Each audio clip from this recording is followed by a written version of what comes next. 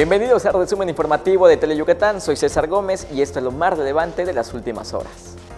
En gira de trabajo por el municipio de Tamec, el gobernador Mauricio Vila Dosal entregó chamarras, becas económicas y apoyos para estudiantes yucatecos por medio del programa Impulso Escolar que beneficia a más de 16,000 alumnos del estado.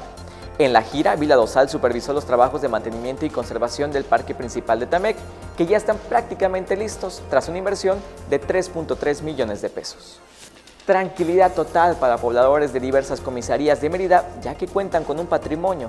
Y es que en representación del gobernador Mauricio Vila Dosal, el subsecretario de Desarrollo Social y Asuntos Religiosos, Víctor Hugo Lozano Poveda, realizó la entrega de 43 títulos de propiedad a igual número de beneficiarios que viven en las comisarías de Comchen, Chablecal, Cosgaya, Quicteil, Sacnicté y Sierra Papacal.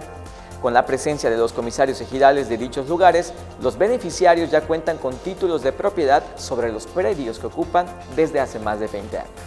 Buenas noticias, que son un rayo de esperanza, debido a que personal médico de enfermería del Instituto Mexicano del Seguro Social que integra la operación Chapultepec para reforzar los equipos de respuesta COVID en la Ciudad de México, acudió a las instalaciones del heroico Colegio Militar del Tlalpan 81 Batallón para ser los primeros en recibir la vacuna contra COVID-19.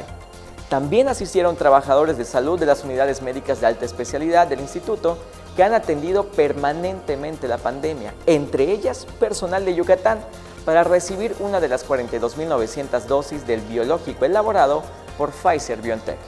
Soy César Gómez y esto fue lo más relevante del momento. Ahora ya estás bien informado.